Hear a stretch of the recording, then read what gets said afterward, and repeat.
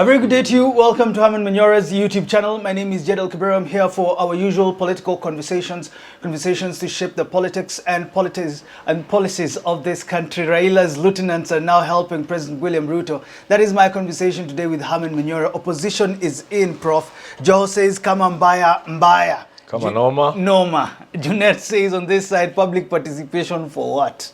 Correct. Why do we seek advice from people who gave us power, Prof? And then you listen to one CS Mudavadi who's talking about, let's give president time. We'll fix this thing. The middle class don't have money in their pockets. We'll fix this thing. And another one called my friend Opio and I, who says the Nyanza people have decided to support President Ruto now, tomorrow, and forever. Now you look at this U-turn, you know, it's Mbadi who called them skunks, remember? Called them skunks, and now he's supporting them. Joho. He's a fat skunk. What do you make of this opposition in government? It's normal. It's normal. When people are invited to power, they become more curly than the owners. Yes. Because everyone is asking, where's Murkomen? Where's... Yeah. Now these ones have taken over. They have tasted the sweetness of... Hata wajapewa kitu kubwa, wanavunjiwa tu mkate kidogo, wanatupiwa chini, na unga chini wanachukua na wanakaa kali sana. They are like dogs, you know. What is your perception of them? Because you say it's normal, but what is your perception of them? Because look, just go to work and fanya kazi. Let me tell you this. There are certain actions which, if you do, you degrade yourself, you debase yourself. And psychologically, you know you have gone down. You are nothing. So they are talking from a point of being nothing. They know what people think about them. They know what they have done. They have become the skunks they were talking about. So it's a psychological, I don't know, I wish I was a psychologist. The psychologist will give you a name for that. There must be, it's a strategy, it's a defense strategy in psychology. Yeah. So this is predictable. I'm going to talk to Odiema, my advisor on psychology issues. Professor Odiema is a top psychologist. I'm going to ask him, what strategy is this? Because they know they have debased themselves. They are doing that which is not right. They know what they are doing is wrong. They know the whole country is against it. So they are psychologically trying to live with it and talking it. The English word is a bit lost, you know? They are trying to go through is a bad experience. You know, these defense strategies are the body's, especially the mind's strategy of dealing with awkward situations that threatened you. Yeah. This is why now they're attacking. Yeah, the most known one is where if you want something, you don't get the fruit. So after all, it was even bitter. Oh. You know that kind of thing, yes. Yeah. Or you wanted a girl and she's even ugly. You know that kind of thing. Yes. Those are the strategies the human being employs at a psychological level to deal with very awkward situations. You know, if there's someone who has stood out, it's Hassan Joho. Hi, my name is Eileen Akal, and I'm the head of training at Center for Innovative Technology Limited, SciTech. If you finish your Form 4 and you would like to enter into an engineering field, architectural field, or any related field, please come to SciTech. We will train you how to be industry ready. We will also train you how to make engineering drawings. We will train you how to draw using the software. I did my degree in China for 4 years. After I finish my degree, I come back to my country, Kenya. But the knowledge I find in SciTech, it's much better than the 4 years I spent in China. We can empower a lot of young people in Kenya to gain gainful employment. And I want to speak to parents out there. If you have a child who's just done fourth form, between the time they do their exams and the time they enter tertiary education, there are so many months there they waste. Bring them here. In those short months, they will gain skills that they can use to advance their careers, to start their own even private companies. They can find work online. And when they go to university, they'll be so way ahead of their peers. Welcome to SciTech.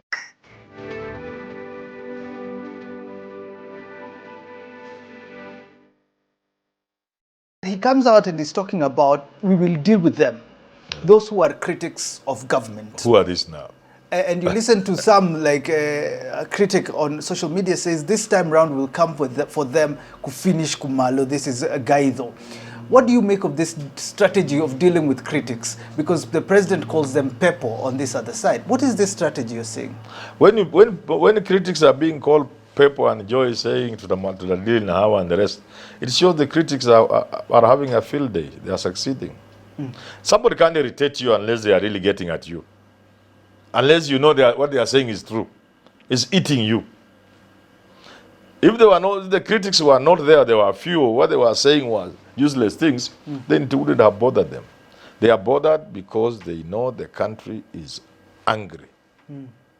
And they know they are doing the wrong things. Have Kenyans crossed the line? There's someone who has been arrested for posting an image of a coffin, purportedly believed to be a coffin where the president should be or something of that God sort. forbid. Yeah. Have Kenyans crossed the line when it comes to the use of social media? No, you see, these are things that they happen, but they take different forms over different times in different places. We live in the times of social media. We have seen nothing. We ain't seen nothing yet. You get it? As Americans will say. So, there are different forms of expression. And the internet is providing all those. They are built to manipulate the computer, to come up with images. You know? Those are the things you must now live with. You can't fight them because you fight with this, other one comes. You arrest one person. Mugabe went through it. When people were saying things about Mugabe and they were being arrested, it got to a point they realized it's a waste of time.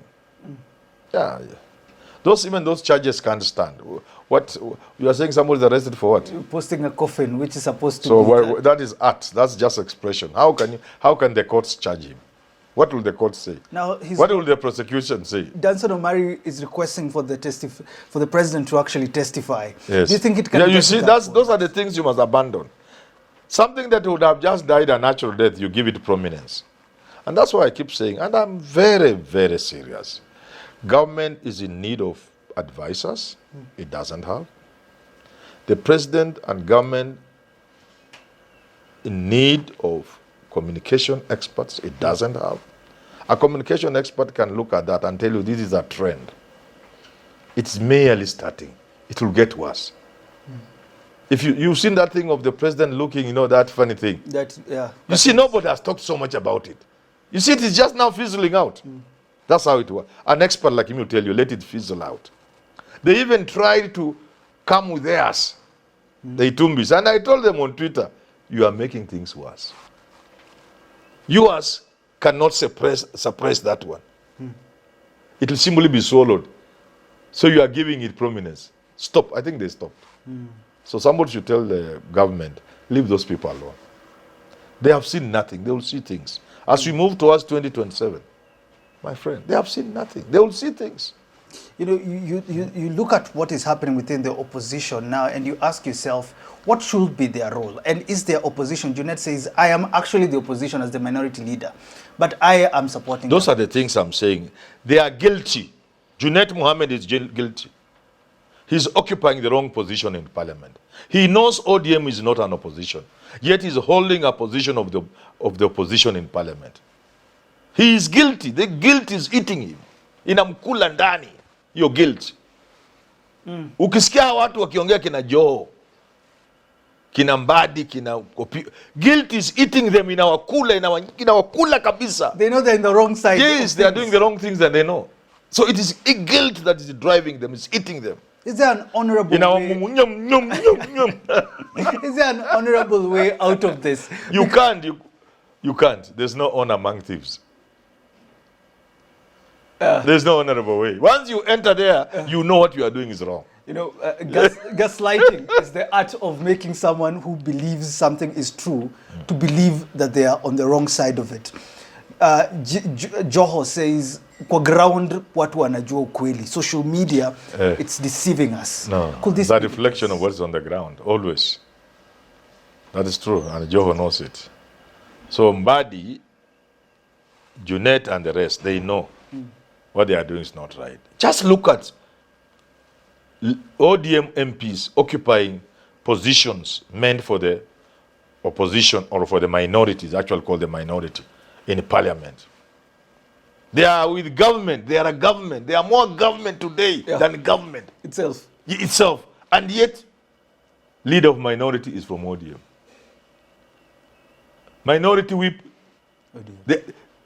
They are leading the minority in parliament. And yet they are the majority. They are in government. They are more government than government. And yet they are occupying seats meant for the minority, for the proper working of democracy in the country. It can't get worse than that. And therefore, it will eat you and haunt you. And we must sympathize with them. They can't come to terms with what they are doing. They know it's bad. When you go to sleep, you can't sleep well. Before I ask you what the future holds, for Joho, I'll stick with him because he's been the most vocal, I guess. He says we are unpatriotic for not wanting Raila Odinga to take over AU. But what is the place of Raila Odinga in the current dispensation? Because people have a lot of expectations from him. Is it a time of saying, look, he has done his best, let him go?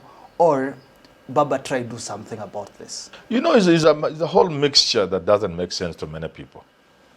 And Baba has led us into this. We love him, but that's where he has taken us. Many people doubt that people actually feel bad. But there's always that small hope that Baba knows what he's doing. That's what is sustaining people. That, how if Baba knows what he's doing? If it was another person, people would have kicked them, the backside. But do you also believe in the same thing? Do you still have that same hope that how if Baba knows how he's doing? Or is it about a time of cautioning him or telling him this is the actual situation? You know, the disturbing bit is that Baba has been through this for a long time.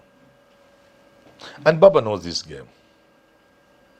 So it will be very unfortunate if what we are seeing is what there is.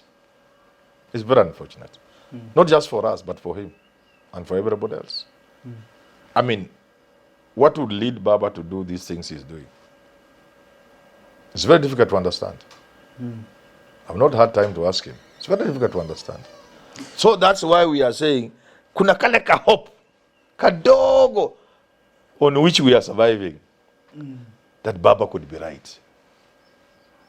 You know, when we talk with Willie Sotieno here, he comes every week. He says the only solution to everything now is Ruto must go.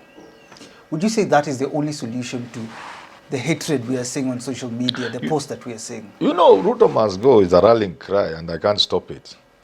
But what will it achieve sometimes? If it doesn't achieve anything, just a waste of time. But as a rallying cry is okay. People can use it, and if they actualize it and remove him from power for the good of the country, what's wrong with that? But from where you But if it's just talking Ruto must go, that is nonsense. I'm asking you, could that be the solution if Kenyans don't want this president? Should he do the honorable thing? You're saying there's no honor amongst thieves. Yeah. But should he do the honorable thing and just go?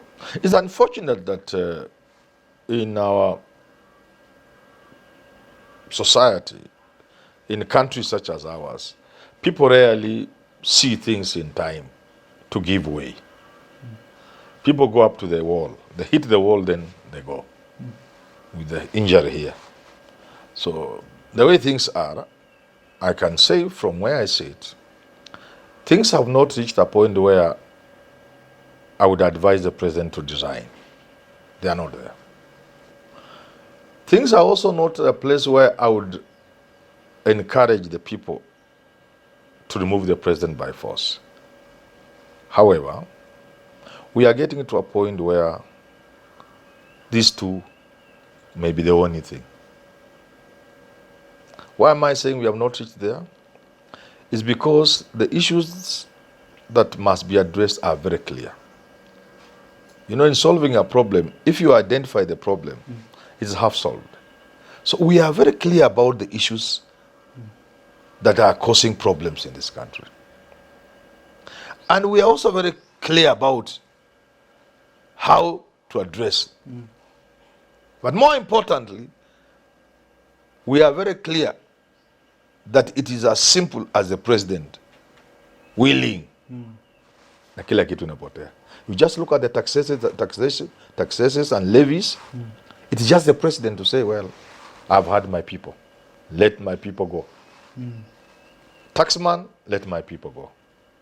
Remove the taxes, electricity will come down, manufacturers will come back to the country, they will produce more, employment will go up. Transportation will be wonderful because diesel has gone down. You see how easy it is? Yes. You see how easy it is? But then, just look at housing and say, mbona unakula elfu kama fulani ya Manyora kwa payslip? Manyora hata ni mtu hata anaretire kesho. Hii pesa unachukua yake ni ya nini? Kusema ukweli kabisa. Hata ukianza kujenga hii nyumba za kitambo hicho zimeenda kwa hata limeenda tayari. So this housing nonsense, let's suspend it. We'll do it in a better way tomorrow. It may not be me as President Ruto, it may be another president, but it is bringing a burden to Kenyans. Shift Shah, what was wrong with NHIF? Let's revert to NHIF as we refine the way some NCCK said. yes. Let's revert to NHIF as we fine-tune Shisha. Or maybe we'll listen to Manyora and say, we don't need NHIF because it's a fraud. We don't need Shisha because it's a mongrel of a fraud. What do we need? Give Kenyans free healthcare. Free. Without all this intervening nonsense of KEMSA, sijui Shisha, sijui NHIF. Maybe. So look here. The things that could plunge this country into chaos, the things that could force us where you are asking whether Ruto can resign, the things that will make us reach that point, we haven't reached that point, the things that could force people to force Ruto out, we know them, but they have not reached that critical stage. And there's a lot we can do as people, led by the president in front, to address these challenges. So that the country does not reach a point where Ruto must go is actually actualized through a resignation or a people revolt. Okay. But you can't keep it for long. You can't keep it for long. It will come surely, So unless you do something about it. finally, should we now wait for the president to be willing to make changes? He has the option. Should we wait as Kenyans? You have to wait. You have to be patient. Why? What is the hurry for? Hii nchi ni yetu. Hii nchi ni yetu. Thanks for tuning into that. This is our country. Kuna watu wanasema hii ni jambo unafanya. Ruto will not change. No, why not? There are worse people who have changed throughout history. Kings who are bad changed to be good kings. The examples are in the Bible also. What are you talking about? The Quran, everywhere. Thanks for tuning People in change. to that conversation. Until we do talk again, leave a comment down below. How long will you wait for the president to do things for the benefit of this country? Till we do talk again, have yourself a lovely rest of your day.